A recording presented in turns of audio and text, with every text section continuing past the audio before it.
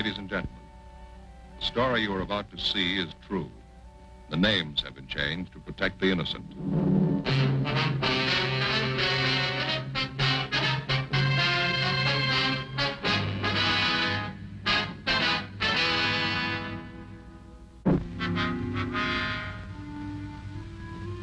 The fourth largest city in the United States. It's still growing. Every year we get more of everything. Population, transportation, stores, crime, buildings, and more crime. More than 50,000 major crimes were committed last year alone. That means 50,000 criminals. They range from professional killers to petty thieves. A lot of them are experts. Every year they seem to get better at their jobs. And the better they get, the harder I work. I'm a cop. It was Tuesday, April 28th. It was warm in Los Angeles. We were working the day watch out of Safe Detail, Burglary Division. My partner's Ed Jacobs. The boss is Captain Wisdom. My name's Friday. It was 2:16 p.m. when we got back to the Hall of Justice, Superior Court, Department 38. On January 4th, the safe in the Grant Herald building was burglarized. It took us weeks before we narrowed down the suspects to one man. He was an ex-con, a two-time loser. It took more weeks of interrogation, gathering evidence, long hours in the crime lab to build our case against him. It was a big job, a hard one. He was guilty. We were convinced of it. We had one step to go. There was the jury. We had to convince them.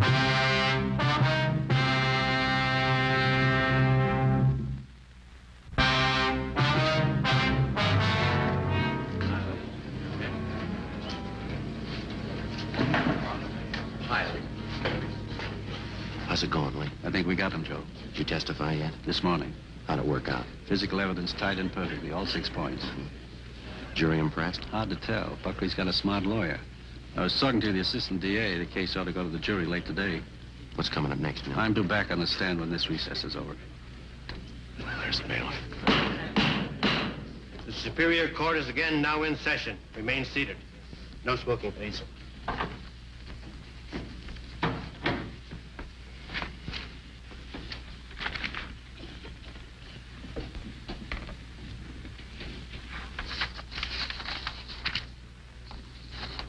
Let the record show that the jury, the defendant, and his counsel are present.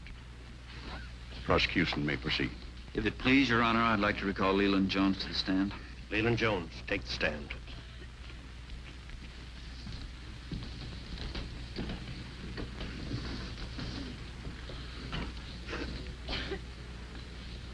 Be seated.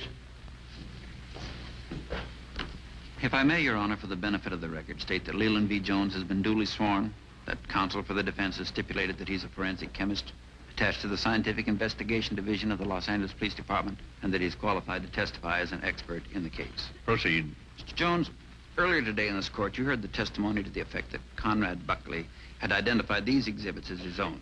This wool jacket, this pair of trousers, and these shoes, did you not? I did. This morning, Mr. Jones, you pointed out these pertinent facts about these articles of clothing. First, People's Exhibit 1, the red paint smudges on the soles of the shoes. They match the paint on the ventilation pipe, which leads to the 3rd floor of the Grant Herald building. Is that correct? That is correct. You further stated that the footprints left at the scene of the crime were made by a size 8 shoe with Cuban heels and metal taps on each toe. Is that correct? That's right. People's Exhibit 1. A pair of black shoes identified by the defendant as his own. They're stamped size 8, Cuban heels, metal taps on each toe. Mr. Jones, you're acquainted with the fact that on the night of January 4th, someone scaled the ventilator pipe at the 3rd floor of the Grant Herald building, forcibly entered the attic of the building, gained access to an adjoining suite of offices, and there burglarized a safe. I'm acquainted with that fact.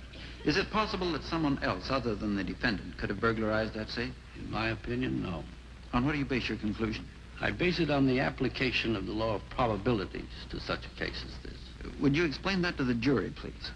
First, let's apply a set of figures to these facts. Let's say, conservatively, that 1 man in every 100 in this city wears a size 8 shoe with Cuban heels and metal taps on the shoes. And then, let's say that 1 man in every 100 has red paint smudges on the soles of his shoes. Same color and same texture as the paint from the building. Further, let's estimate that 1 man in 100 also wears 10 ribs to the inch, woven trousers, and a wool jacket woven 12 ribs to the inch. Let's also estimate that 1 man in 100 carries a small piece of charred lath in his jacket. Then let's say that one man in 100 carries in the cuffs of his trousers particles of plaster similar to the plaster in the attic of the Grand Herald building. What are the chances, then, that one man in this city, other than the defendant, could possess all 6 of these various items? That would be 1 chance in 1 trillion. Well, how do you arrive at that figure, Mr. Jones? Well, simply by multiplying 100 by itself 6 times over. You mean only 1 man in 1 trillion, other than the defendant, could have burglarized the safe on the 3rd floor of the Grand Herald building? That's correct. 1 trillion. Can you give the jury something to compare that figure with? That's more people than have lived on Earth since the beginning of time.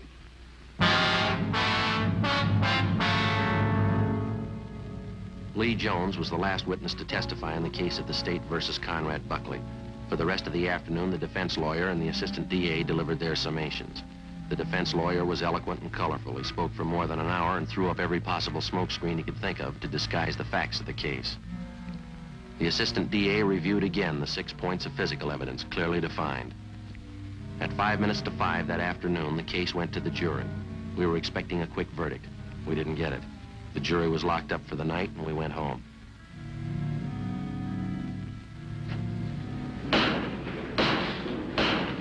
The Superior Court, State of California, and for the County of Los Angeles is now in session. The Honorable John Edwards, judge presiding. Ladies and gentlemen of the jury, have you reached a verdict? Yes, Your Honor, we have. Hand me the verdict.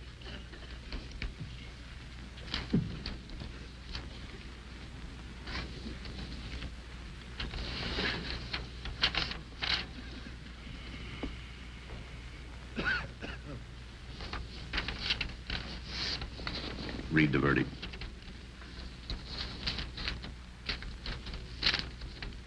The Superior Court of the State of California in and for the County of Los Angeles people versus Conrad Buckley.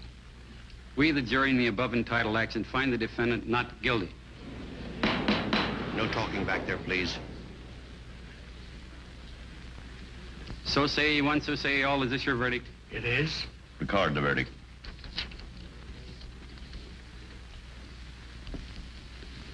Ladies and gentlemen of the jury, I've been a judge for 26 years.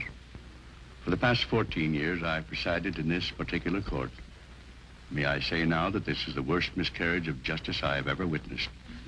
After hearing your verdict in this case, I can arrive at only one conclusion. Ladies and gentlemen of the jury, either you are innately dishonest or you're complete morons.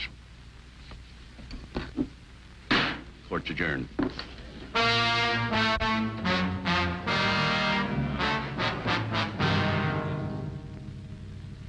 As soon as possible, the district attorney's office began exploring the personal life and background of each one of the 12 jurors.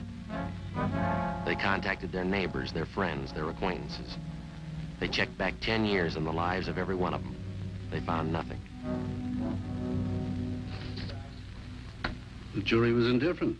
They wouldn't follow the case. Well, all the facts were there, Lee. None of the jurors were fixed. The DA's office found out that much. Why wouldn't they follow the case? A lot of people think they're doing their city a big favor when they serve on a jury. Yeah. They figure all they have to do is sit in the jury box for a few days, mark a ballot as fast as they can, and then leave. Beats me. They pay the taxes. They pay for these trials. They can follow the technical case closely if they want to.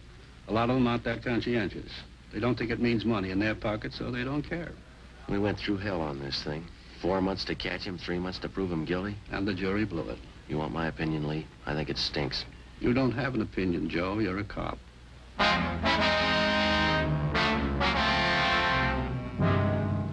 The case of Conrad Buckley became just another item filed away with hundreds of thousands of others in the record bureau of the Los Angeles Police Department.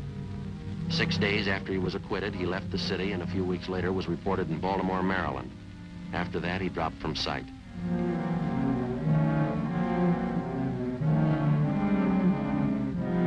Summer came, autumn, Christmas, New Year's. On Wednesday morning, Ed and I checked in for work as usual. What's the date, Ed? Wednesday, February 1st. Thank you. Your mother get over that cold, Joe? Yeah, finally. How about your kid? Yeah, he's okay. Wife's got one now. Hi. Morning, Kevin. Hi. Got a minute? Yeah. Carter Printing Company was robbed last night. How much? There's the crime report. 14,500. Yeah, it's a big haul. The MO's familiar. Climbed a drain pipe to the roof, kicked in a skylight. Yeah? Conrad Buckley's back in town. I think it might add up. Could be. Sounds like it. There's one sure way to make him. Put him in small words and big type. I don't know how to make it any more positive than the last time. I don't know if that Greek with the lamp ever found an honest man, but get the guy.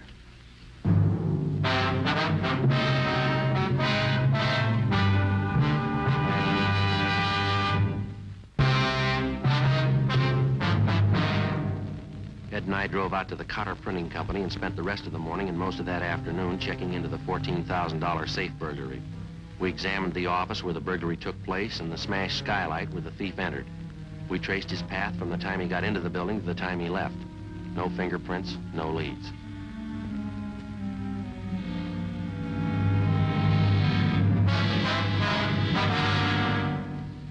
How many safe men you know that work like Buckley?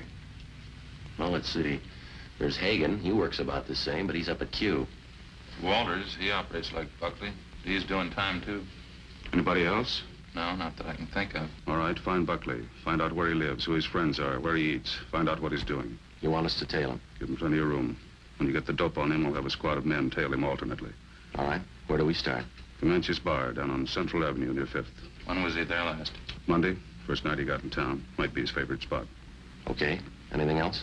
I hear Buckley's learned a new trick since he's been away. Yeah? Carries a gun. That night, Ed and I started down into the south end of the city to find Conrad Buckley. First stop was Comanche's Bar. Buckley didn't show. The next night was the same. And the night after that, no sign. On the fourth night, at 10 minutes past 8 p.m., Saturday, February 4th, Ed spotted Buckley entering. We waited.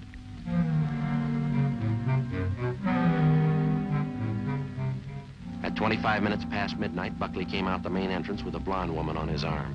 He walked unsteadily. The two of them got into a gray car and sat there talking. What's the license number, Joe?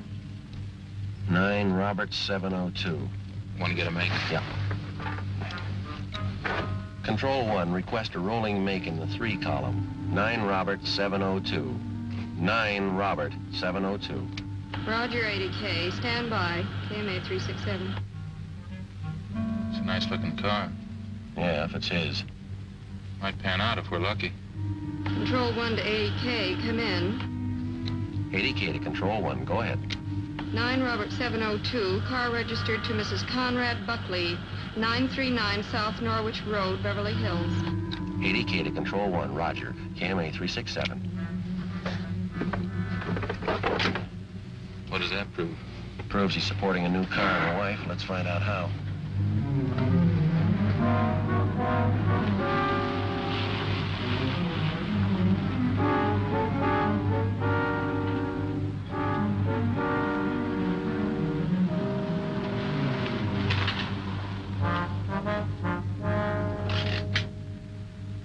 .22 a.m. We trailed Buckley and the blonde woman we figured to be his wife to 939 South Norwich Road in Beverly Hills. We waited. At 3 a.m., Ed called Captain Wisdom and a couple of men were sent out to relieve us.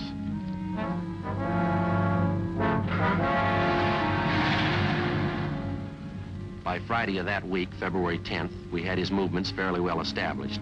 We turned all the information we had over to Captain Wisdom, and he assigned a crew of 8 men to tail the suspect constantly in alternate shifts. The trap was set. 6 p.m. Tuesday, February 14th. I'll get it. Friday talking. Yeah, Captain, what's up? Uh-huh. Yeah, right. Buckley, he's making a move.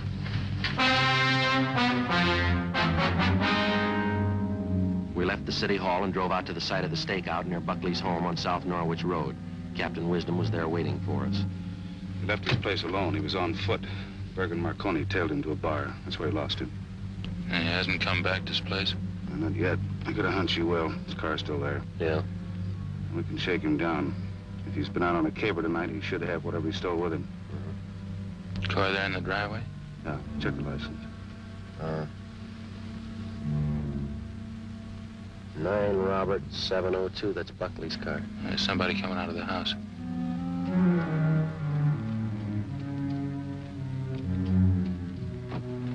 His wife? Looks like it. Does she know either one of you? No.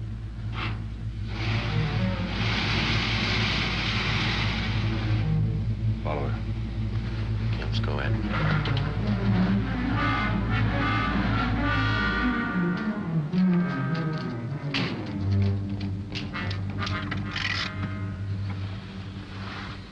This okay? Can you see the door from here? Yeah, this is fine. Captain? Sir, move. Let's sweat it out.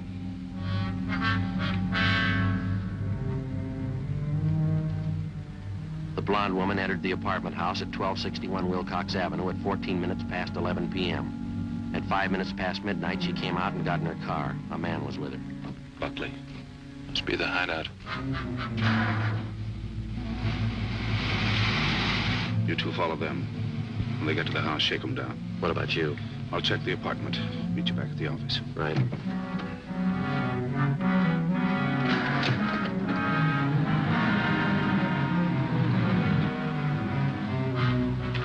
At 21 minutes past midnight, Ed and I pulled up at the Buckley home at 939 South Norwich Road.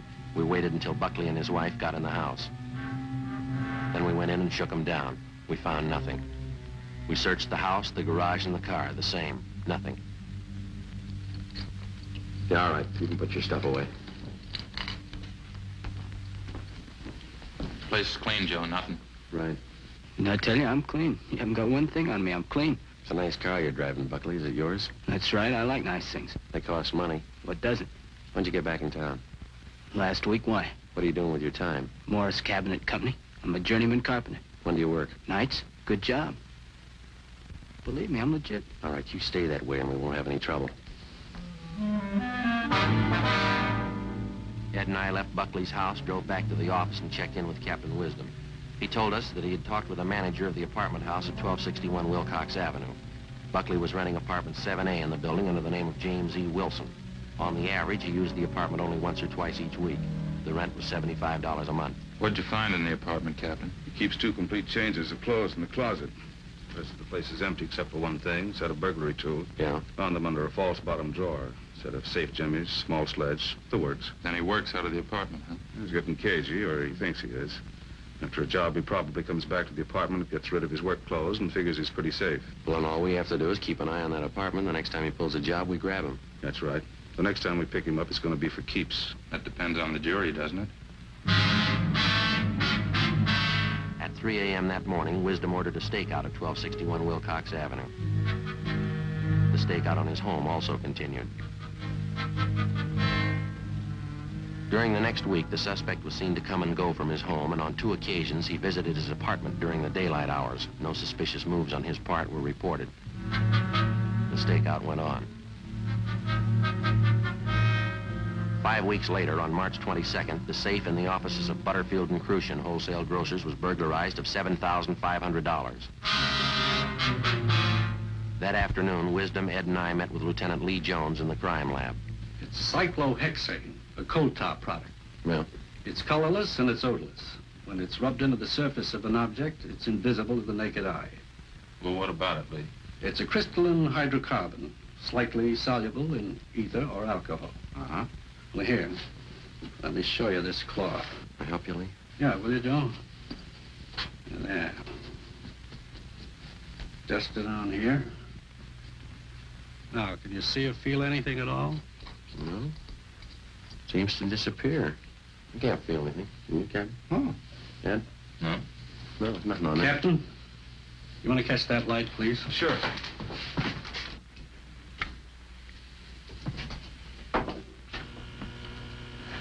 Have a look. How about that? Seems to glow. Yeah. Will this stuff rub off, Lee? Try it.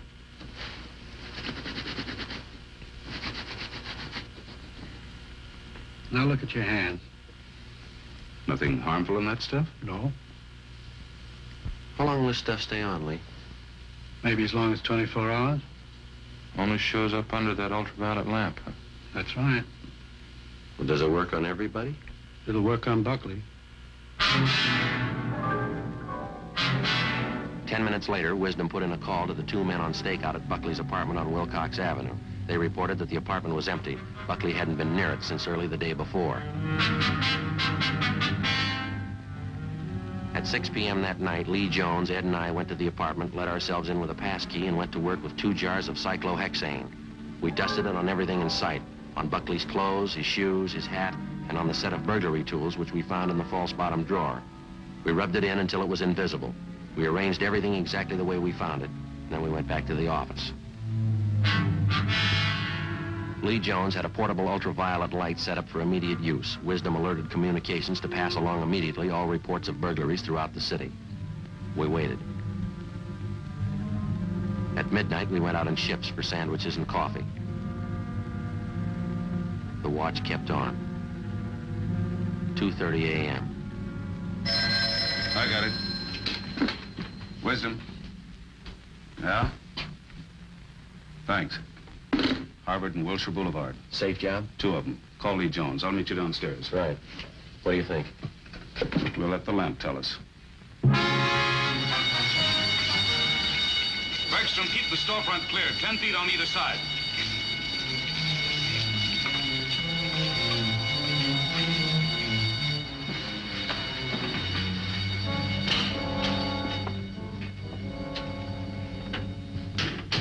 Anything, Lee? A little more in a minute. Okay, Bob.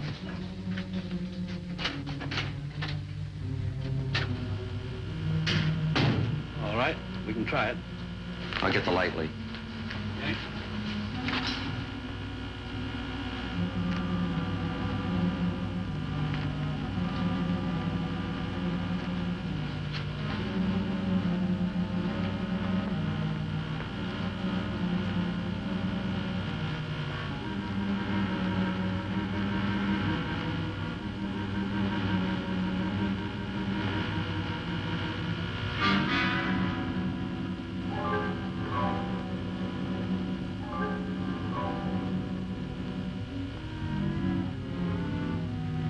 That's it.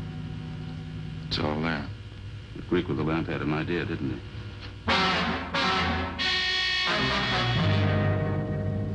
Before we left for Conrad Buckley's house, Lee Jones directed the photographer to stay at the scene of the burglary and take photographs of the telltale cyclohexane prints and all other pertinent photographs for use in court.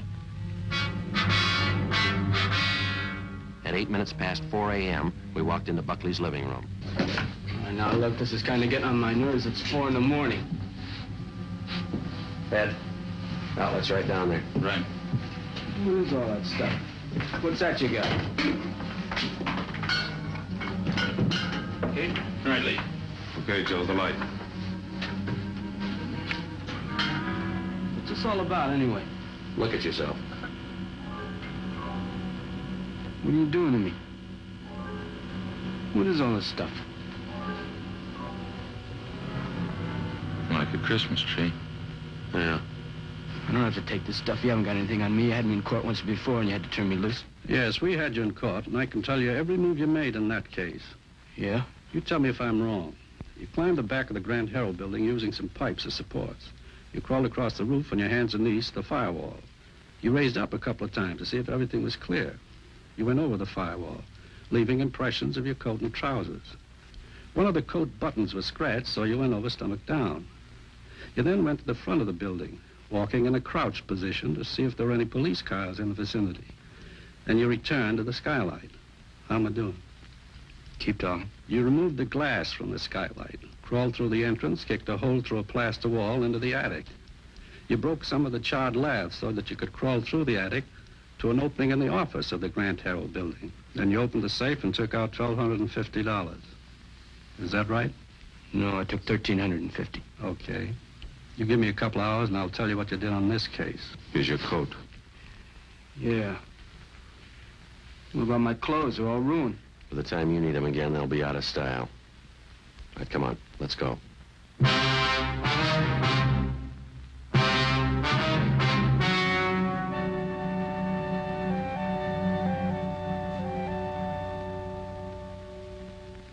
On October 15th, trial was held in Superior Court, Department 84, City and County of Los Angeles, State of California.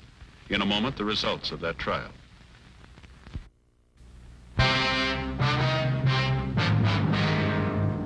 The suspect was tried and convicted of first-degree burglary. Due to his previous convictions, he was sentenced to life imprisonment.